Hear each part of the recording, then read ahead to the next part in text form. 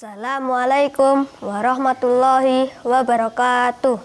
Perkenalkan, nama saya Bagas Nur Alif. Saya siswa kelas 5 MI Muawanah Ngijo. Saya akan menceritakan tentang kisah Nabi Yusuf alaihissalam. Mimpi Nabi Yusuf. Yusuf adalah putra Nabi Yakub. Di antara 12 orang anak-anak Yakub, Yusuf dan Bunyaminlah yang paling dicintai. Hal ini menimbulkan iri hati saudara-saudaranya yang lain.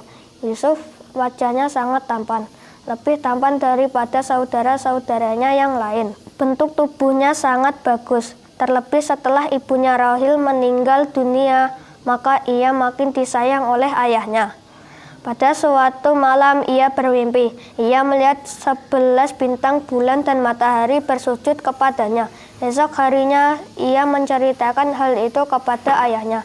11 bintang dan saudara-saudaramu, matahari dan ayahmu, bulan adalah ibumu, semua akan menghormatimu. Kelak kau akan menjadi orang besar. Maka jangan sampai saudara-saudaramu tahu. Jika saudaramu tahu, mereka akan mencelamu.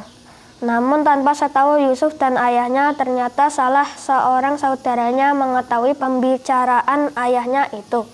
Sejak saat itu, mereka semakin membenci Yusuf dan selalu berusaha mencelakainya. Pada suatu hari, mereka meminta izin kepada Nabi Yakub untuk mengajak Yusuf berburu binatang. Mula-mula Nabi Yakub tidak mengizinkan, tapi setelah mereka menunjukkan kesanggupannya menjaga Yusuf dari bahaya, maka Nabi Yakub tidak melarangnya lagi. Yusuf boleh ikut berburu. Tinggal Bunyamin yang menemani Nabi Yakub di rumah. Di tengah hutan, setelah berburu, tiba-tiba mereka menangkap Yusuf. "Hei, mau kalian apakan aku ini?" protes Yusuf. "Diam!" bentak salah seorang kakaknya. Mereka hendak membunuh Yusuf, namun tidak sampai hati. Salah seorang mengusulkan agar dimasukkan saja ke dalam sumur.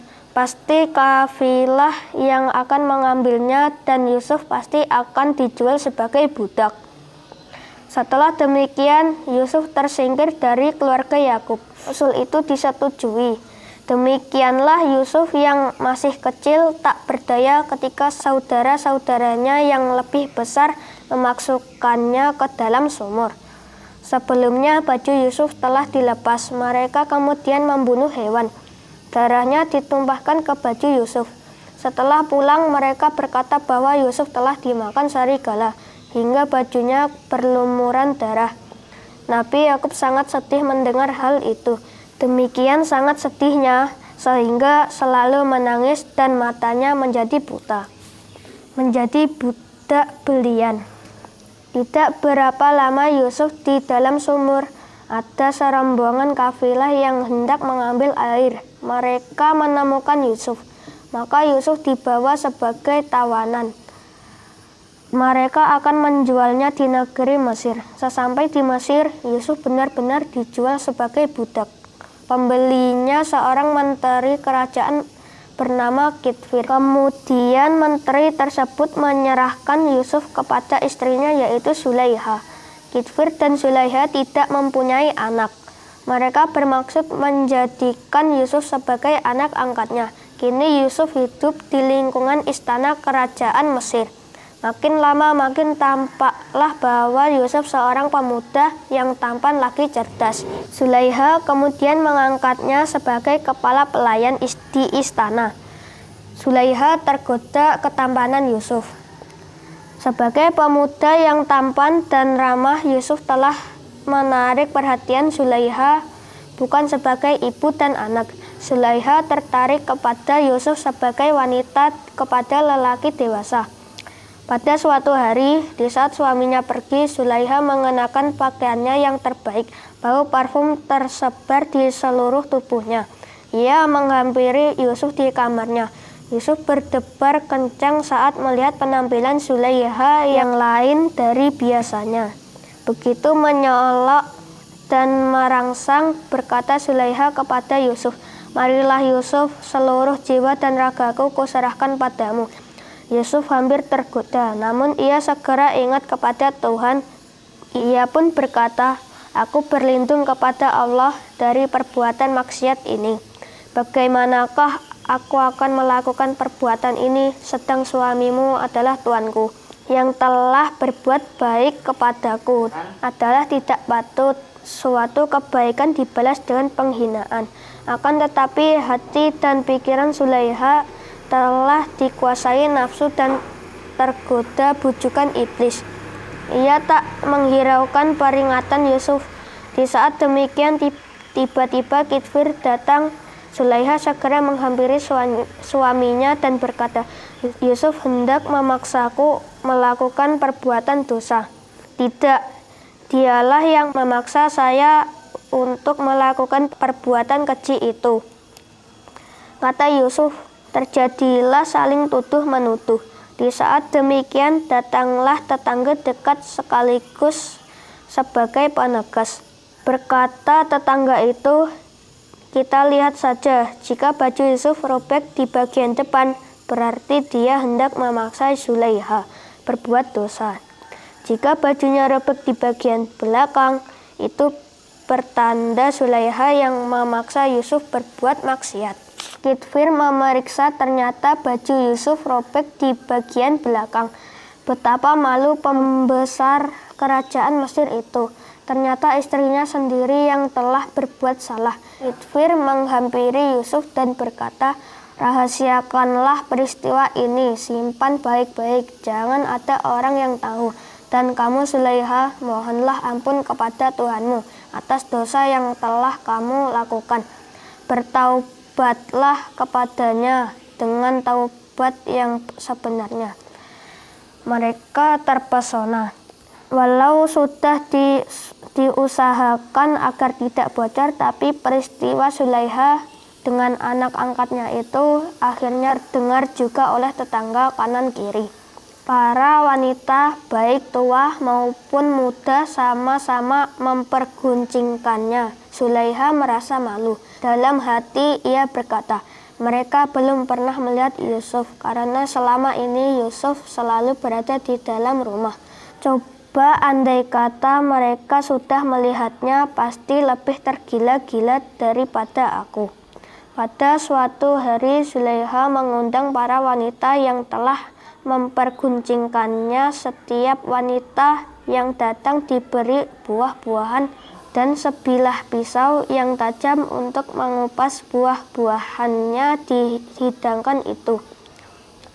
Di saat para wanita itu asik mengupas buah dengan pisau di tangannya, Zulaiha memerintahkan pelayan untuk memanggil Yusuf agar berjalan di ruang tamu. Semua orang terbelalak kagum ketika melihat penampilan Yusuf yang ganteng dan tampan itu. Inilah pemuda yang kalian guncingkan, ternyata kalian juga mengagumi kegantengannya, sehingga tanpa sadar kalian telah mengupas kulit tangan kalian sendiri, kata Zulaiha. Yusuf segera masuk ke dalam. Pada saat itulah para wanita itu baru sadar bahwa yang mereka kupas bukanlah buah yang dipegangnya, tapi tangan mereka sendiri. Darah bercucuran, suasana menjadi panik. Dengan tersipu malu, mereka segera kembali pulang ke rumah masing-masing. Namun isu tentang Zulaiha dan Yusuf masih terus merebak ke seluruh penjuru. Para wanita masih mengguncingkannya untuk menutupi rasa malunya. Maka Kitfir akhirnya memasukkan Yusuf ke dalam penjara. Hal ini dilakukan secara terpaksa, bahwa walaupun Yusuf benar dan Zulaiha salah, namun Yusuf yang masuk penjara. Yusuf di penjara. Memang tak ada jalan lain bagi Kitfir. Yusuf harus dipenjara, jika tidak Zulaiha akan terus tergoda dan siapa tahu lama-lama Yusuf tidak mampu mempertahankan kesuciannya. Berangkat dari pemikiran inilah Kitfir menjebloskan Yusuf ke dalam jeruji besi.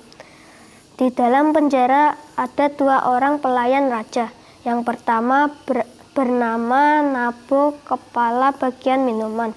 Kedua bernama Malhab, kepala bagian makanan kue-kue. Keduanya dituduh hendak membunuh raja. Dengan menaruh racun di dalam penjara, Yusuf mengajak kedua orang itu untuk bertaubat, beribadah hanya kepada Allah saja. Pada suatu hari, Nabo menceritakan mimpinya kepada Yusuf. Aku bermimpi memeras anggur yang akan kujadikan kamar. Nabo meminta Yusuf mengartikan mimpinya itu. Dengan tenang dan yakin, Yusuf menerangkan arti mimpi Nabo. Bergembiralah kau Nabo, sebentar lagi kau akan dibebaskan dari penjara.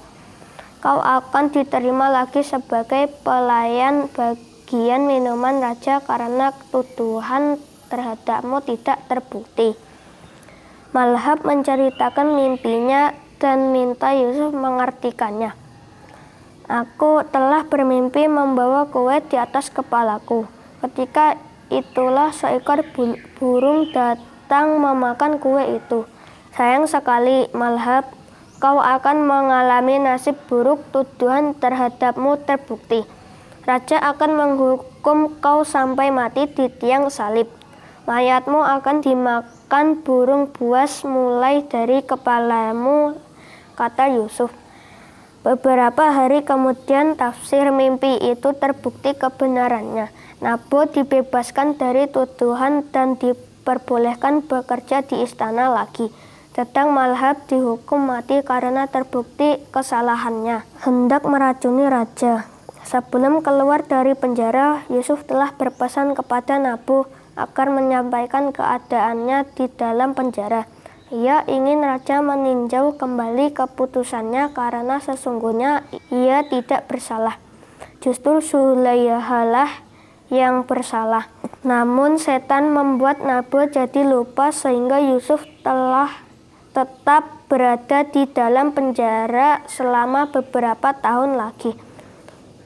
Penafsirkan mimpi raja. Pada suatu hari, Raja Mesir memanggil suatu penasehat dan tukang ramalnya. Tadi malam sang raja bermimpi melihat 7 ekor lembu kurus memakan 7 ekor lembu yang gemuk-gemuk, dan melihat 7 tangkai gandum yang hijau dan 7 tangkai gandum kering. Para penasehat tukang ramal diperintah untuk mengartikan mimpi sang raja. Namun tidak ada seorang pun yang mampu memberikan jawaban yang memuaskan. Raja sangat kecewa. Untunglah Nabo ingat akan kepandaian Yusuf sewaktu berada di penjara. Ia mengatakan hal itu kepada raja, bahwa ada seorang pemuda yang pandai mengartikan mimpi dengan tepat. Raja kemudian mengutus Nabo untuk menemui Yusuf di penjara dan minta kepada Yusuf agar mau mengartikan mimpi tersebut. Yusuf bukan hanya bersedia mengartikan mimpi tersebut, ia menerangkan jalan keluar dari arti mimpi sang raja itu. Berkata Yusuf, Mesir akan mengalami masa subur selama 7 tahun dan mengalami pacaklik selama 7 tahun. Oleh karena itu, hasil panen selama 7 tahun di masa subur harus disimpan baik-baik. Jangan dihambur-hamburkan untuk persediaan 7 tahun masa pacaklik. Nabo kembali menghadap raja. Setelah disampaikan arti mimpi, sang raja merasa senang. Di saat itulah Nabo menyampaikan pesan Yusuf agar raja mau mengadili Yusuf dengan seadil-adilnya, karena sesungguhnya ia tidak bersalah.